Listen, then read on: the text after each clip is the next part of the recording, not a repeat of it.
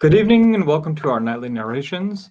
Continuing with the richest man of Babylon, we're still in the chapter of the gold lender of Babylon, hearing about the trinkets that he has inside his chest as he talks to the spearmaker who has just come into a healthy sum of money. We'll find out exactly how much that is here in just a little bit. But let's continue with our story about what the gold lender's advice is to our spearmaker. You tell me much that I am interested to hear, ventured Raudan, but I hear no answers to my questions. Should I lend my 50 pieces of gold to my sister's husband? They mean much to me. Thy sister is a starling woman, whom I do much esteem. Should her husband come to me and ask to borrow 50 pieces of gold, I should ask him for what purpose he would use it. If he answered that he desired to become a merchant like myself and deal in jewels and rich furnishings, I would say, what knowledge have you of the ways of trade? Do you know where you can buy at lowest cost? Do you know where you can sell at a fair price? Could he say yes to these questions? No, he could not, Rodan admitted. He has he has helped me much in making spears, and he has helped some in the shops. Then would I say to him that his purpose was not wise. Merchants must learn their trade. His ambition, though worthy, is not practical, and I would not lend him any gold. But supposing he could say, yes, I have helped merchants much. I know how to travel to Smyrna and to buy at low cost the rugs the housewives weave. I also know many of the rich people of Babylon to whom I can sell these at a large profit. Then I would say, your purpose is wise and your ambition honorable.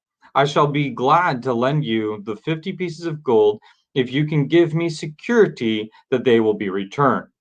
But would he say, I have no security other than that I am an honorable man and will pay you well for the loan? Then would I reply, I treasure much each piece of gold. Were the robbers to take it from you as you journeyed to Smyrna, and take the rugs from you as you returned, then you would have no means of repaying me, and my gold would be gone. Gold, you see, Rodan, is the merchandise of the lender of money. It is easy to lend. If it is lent unwisely, then it is difficult to get back. The wise lender wishes not the risk of the undertaking, but the guarantee of safety repayment. 'Tis well, he continued, to assist those that are in trouble. 'Tis well to help those upon whom fate has laid a heavy hand. 'Tis well to help those who have started that they may progress and become valuable citizens.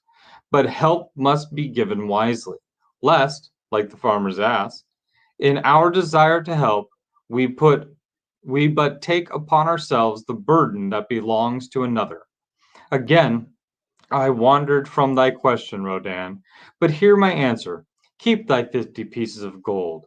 What thy labor earns for thee, and what is given thee for reward is thine own, and no man can put any obligation upon thee to part with it, unless it do be thy wish.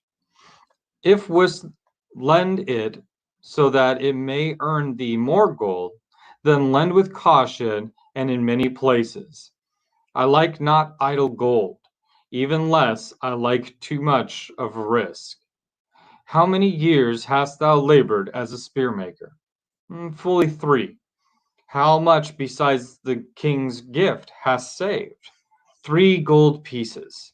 Each year that thou hast labored, thou hast denied thyself good things to save from thine earnings 1 piece of gold. 'Tis as you say. Then mightiest save in 50 years of labor 50 pieces of gold by thy self-denial. A lifetime of labor it would be. Thinkest Thinkest thou thy sister would wish to jeopardize the savings of 50 years of labor over the bronze melting pot that her husband might experiment on being a merchant? Not if I speak in your words.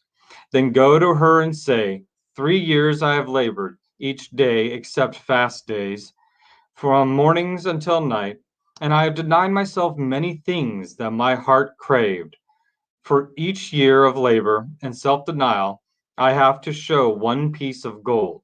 Thou art my favored sister, and I wish that thy husband may engage in business in which he will prosper greatly. If he will submit to me a plan that seems wise and possible to my friend Mathon, then will I gladly lend to him my savings of an entire year, that he may have an opportunity to prove that he can succeed. Do that, I say, and if he has within him the soul to succeed, he can prove it. If he fails, he will not owe thee more than he can hope some day to repay. And we're going to stop right there for tonight. We have a little bit longer to go with this story, and we'll go into exactly the final words of Mathon on exactly what he's going to tell Rodan. So until tomorrow, have a wonderful evening and enjoy the rest of the weekend, as here in Washington, it is lovely weather, and we are definitely enjoying the sun, as we have had several weeks of rain prior to. So go forth and